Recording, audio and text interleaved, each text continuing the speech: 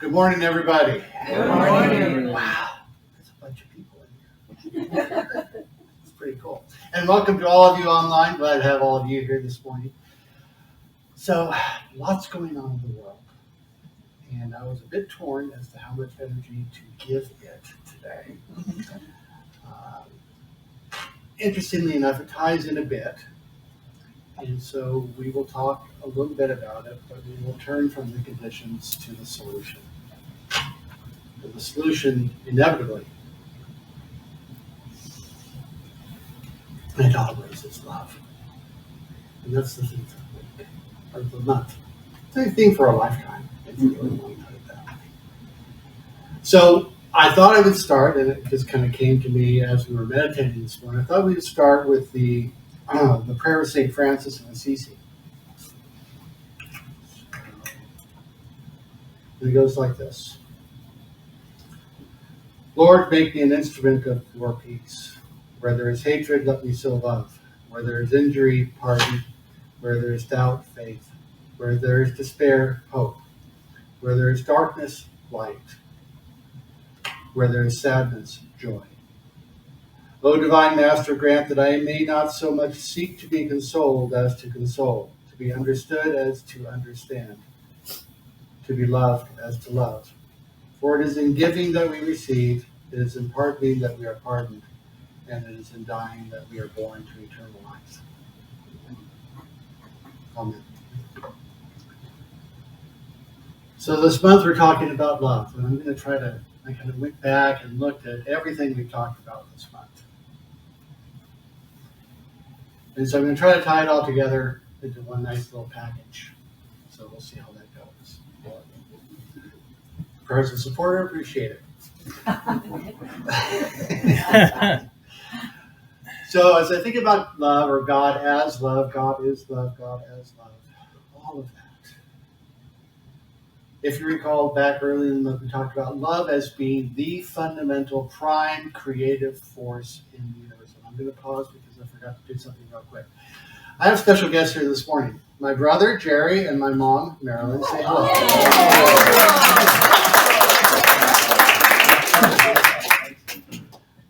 Sorry, I got up here and we got on a roll.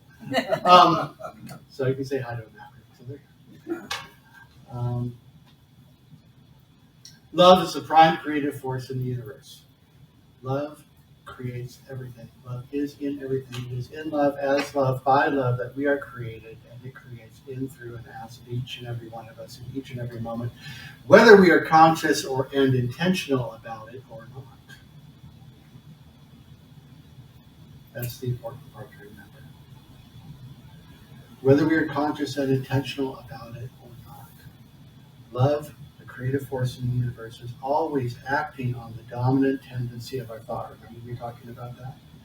The dominant tendency of our thought. The sum total of the content of our consciousness is what inevitably takes form in our world. So it's up to us to manage that. It is up to us to spend the time necessary to, I'm not going to say clean it up. I'm going to say be conscious of it. Be mindful of what we're talking, of what we're thinking. Be mindful of what we're giving our attention to. Because love being the greatest expression of God, that means we are a part of that. And it is moving in us. So it is incumbent upon us to be mindful and care for that gift. To be good stewards of the creative activity that is always going on through us and by way of us and all around us. Because our worlds will be to us what we are in relation to ourselves and in relation to it, but most importantly to ourselves. Love binds us together. Love enfolds us. Love lifts us up. Love is always present, even in the midst of our fears, in the midst of our doubts, our uncertainties, our challenges. We wake up in the morning and we flip the news on, if you're one of those people. I used to be one of those people. for a long time. Wake up, flip the news on, and just boom, get hit in the face with all that drama. Really? Is that how I want to wake up in the morning? No. No. Save that for later on, once I've kind of established myself in the world as a loving presence, as a loving, peaceful presence, as a loving, joy-filled presence. Right? When I've girded myself, and if you want to, just let go of the news entirely. You just go on about your business. Don't need it. Not really. If something's that important, I'll become aware of it in other ways. I don't need to sit on the news channel all day long, being fed all that nonsense. No, it's important in many ways. And I don't need it right now.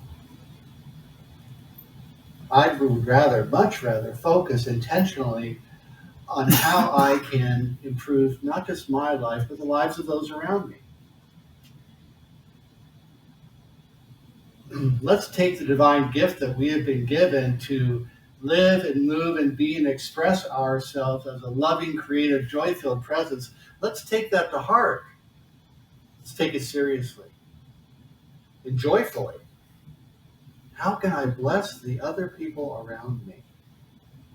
How do I fill my own cup and then feed others from that overflow that is moving through me right now? Because as I give attention to it, right? What is that popular phrase? Energy flows where my attention goes, right? What am I giving attention to? What am I giving attention to? Because by affirming our connection, we affirm our wholeness. Affirming our connection to life, to love, to peace, to joy, to all of this, to source, to God, to spirit, to infinite mind, affirming our connection to that, affirming that that is what we are created from,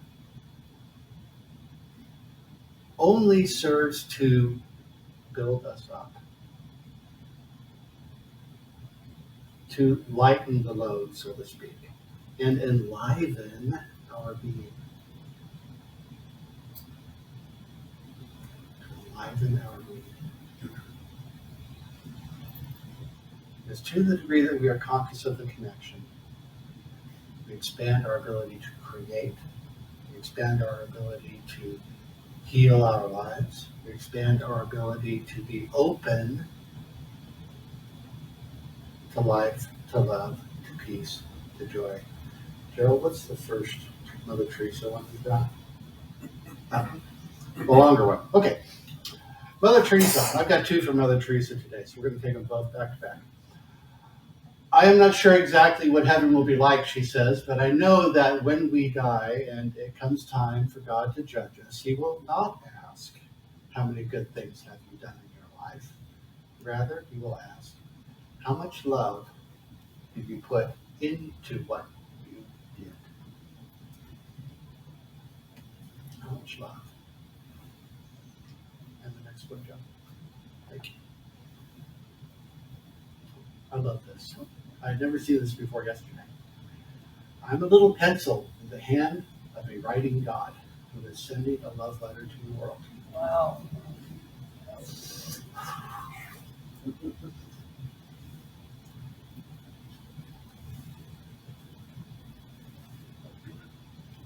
Yeah. I'll live with that one for a while. So what are you writing? What are you writing?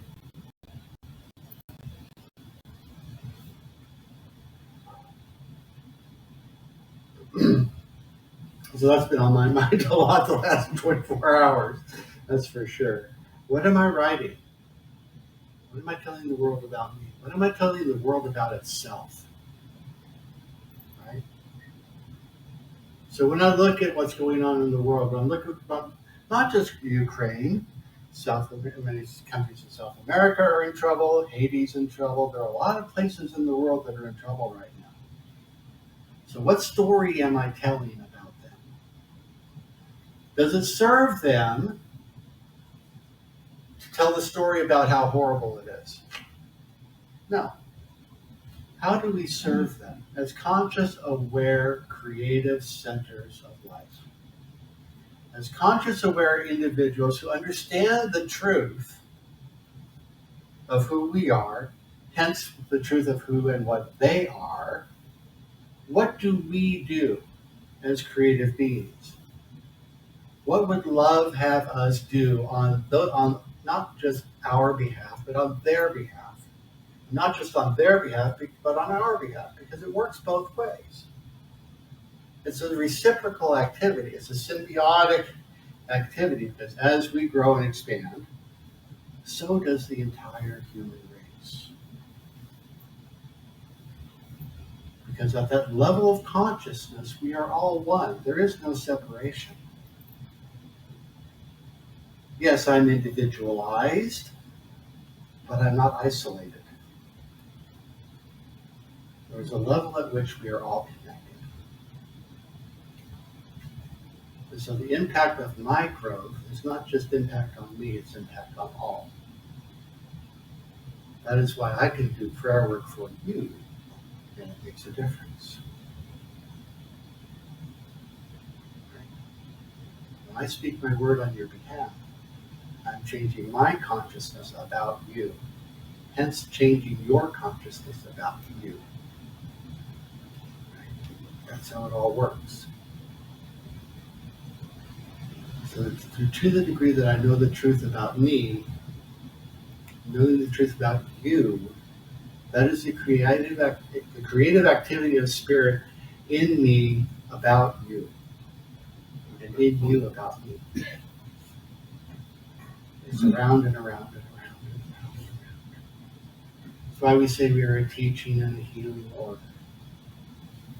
Because what we are learning about is about how we expand our ability to embrace and express love as a creative activity, as literally the act of creation in our world.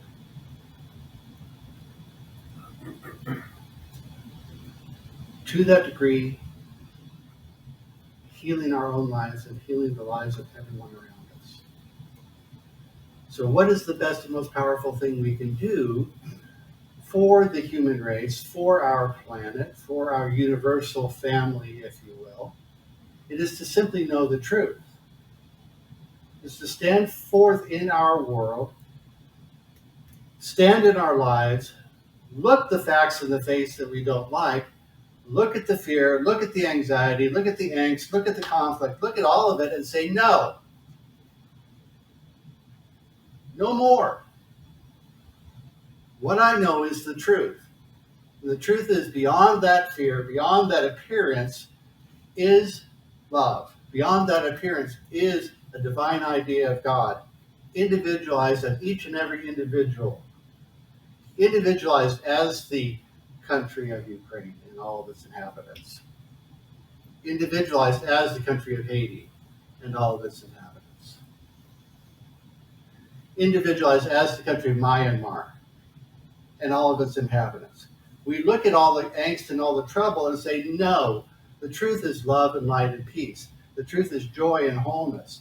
The truth of all of this is God is present right there. And as we recognize it, we call it forth. And that light sweeps aside anything unlike itself. We affirm the love, we affirm the truth, we affirm the joy, we affirm the wholeness, we affirm every good thing we can imagine, God or spirit or source or life to be. We affirm all of that and call it forth. And say yes to life. Yes to love, yes to truth. It takes a little bit of being curious about what's beyond the appearance. Right? I say, you know what? Just because this is the way it always has been, over and over and over and over again, because a lot of countries, a lot of places, even in our own lives, right?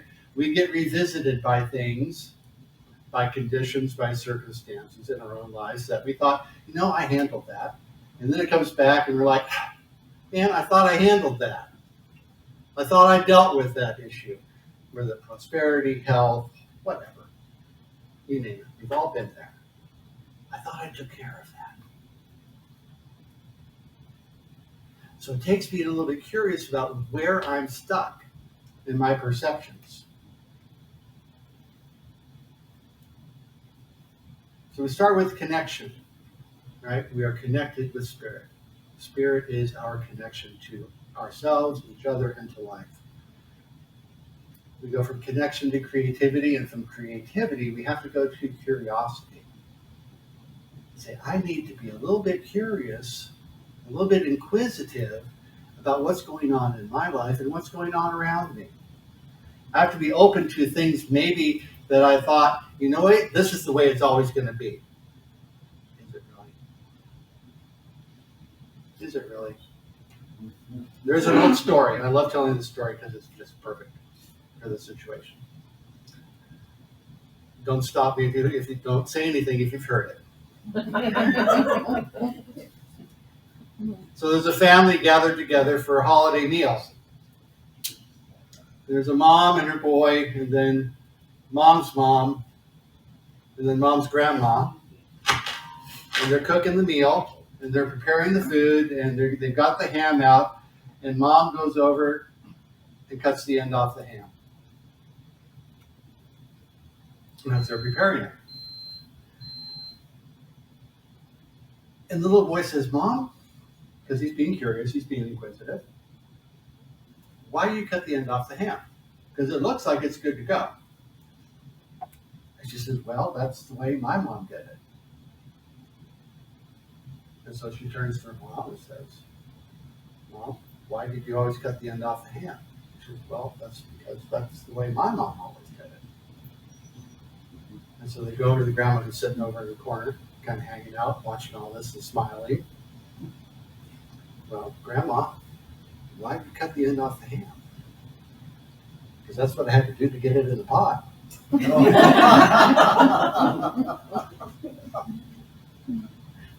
See? How many cutting the end off the ham things do you have in your world? How many things like that do you have in your life? It's a worthy question. It's a worthy inquiry. And not just today, but maybe periodically. Like, how many automatics do I have? And I do them just because I've always done them that way. And maybe a little inquiry will open up a better way. Being a little curious opens up possibilities.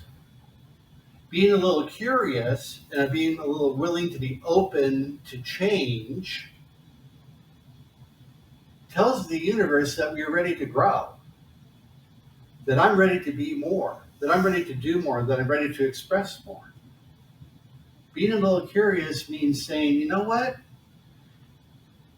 If I'm driving to work, A, B, C, D, F, E, G, Y, right, left, every day, maybe I want to send a message to the universe and maybe drive a different way today. Just because I want to tell the universe I'm open to change.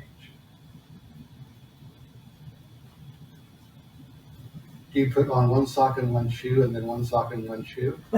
Or do you put on two socks and then two shoes? Do you always go left to right or right to left? I'll bet you $10 right now you do it the same way every day. How powerful might it be if you decide to be a little conscious about that activity by way of saying, I'm willing to do things different. I am open to change.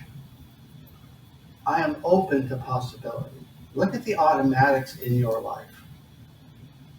A lot of them are very simple.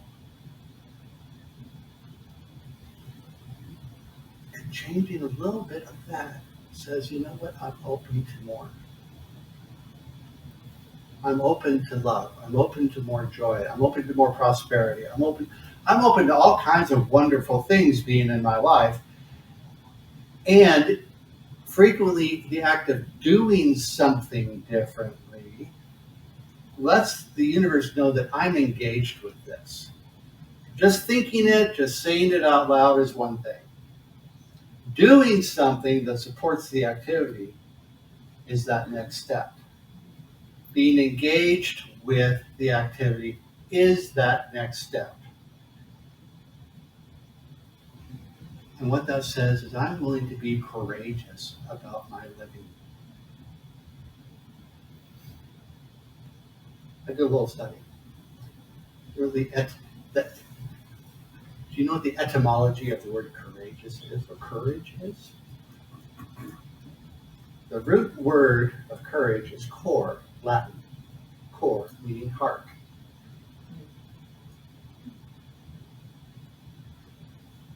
So to be courageous is to move with heart, is to express valor in the face of a challenge, in the face of opposition, to move with heart, to be willing to step out just a little bit more, to stretch a little bit more, to be just a little bit more, maybe a lot more today. Maybe today that means, you know what, I take a stand in my life because I'm willing to let go of everything I have thought myself to be just so that I can be what I truly am.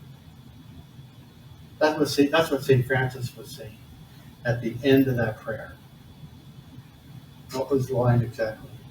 Let me make sure I get it right. For it is in giving that we receive, it is in pardoning that we pardon, and it is in dying that we are born to eternal life. What he's talking about is letting go of our preconceived notions about what we are, about who we are, dying to our limited sense of self so that we can reveal our own divine nature, our inherent divine nature.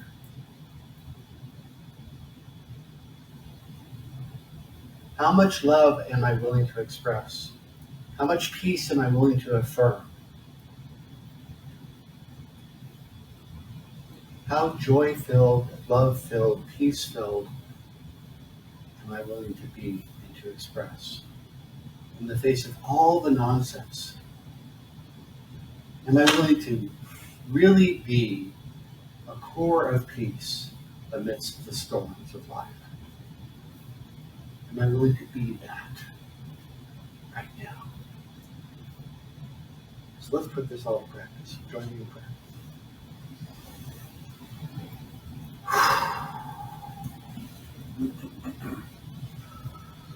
So in this moment, I declare that God is all there is. That infinite life and love and truth are in this place.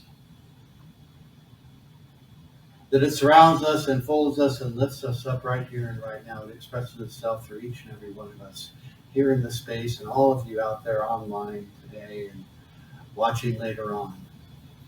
I speak this truth for all of us. That this divine idea, this divine life is all there is, and it is peace as each and every one of us in this moment. It is love as each and every one of us in this moment and every moment. And so I speak this word not just for us, but for any people throughout this world who are in a place of conflict, of angst, of uncertainty, of fear, of anxiety. I speak for us all.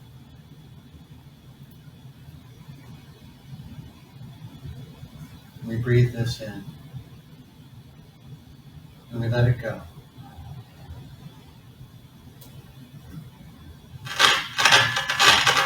And as we let it go, I know that in this place, as it is in every place, the light of love, of life shines forth. The peace emerges as the truth and the experience of each and every one. That joy lifts us up to see clearly the light of love in each and every face. the expression of joy in each and every place.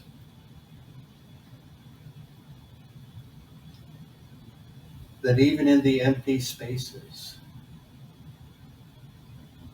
the light of Spirit shines through, bringing light to the darkness, bringing love to the downtrodden, bringing health and wholeness and healing to those who may have doubts or uncertainties. Every cell and fiber of our being, alight and alive with truth, with love, with peace, with joy, with health and wholeness. All of this shines forth right here and right now. There's no room for anything else. The light of love lifts us up, fills us up, and carries us forward in peace, in love, and in joy right here and right now. And so we go forward in life right now knowing that life is good.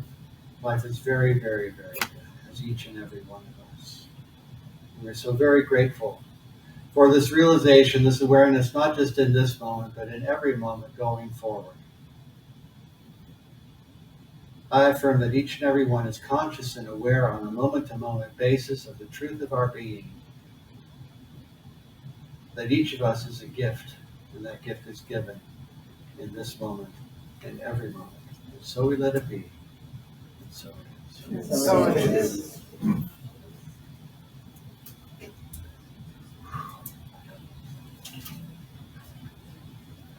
Oh, I almost forgot. I'm still learning this, man. Practicing the principles. Thank you, Joe. All right, let's do this part. So these are your assignments for this week. Start your day by remembering your connection to love. You do that? That's an easy one. Put a little sticky note up on a mirror somewhere so you can remember. All right. Curiosity. In case you hadn't noticed, there are 4 C's this week. Connection, creativity, curiosity, and courage. Just thought I'd mention it. Curiosity. Practice being curious. Take time to stop and ask, what is new here? What is possible? What are the opportunities to love? Get the idea. Be curious. Creativity. Opening our awareness to the flow of love as creation through us. What thoughts and ideas and beliefs am I giving attention to loving today? What am I giving attention to today? What you're giving attention to will perpetuate itself. All right. Those are the 3. And the 4th is be courageous. Just be courageous. I didn't put that in here, but that's the 4th C for the week. Is courageous. So thank you all.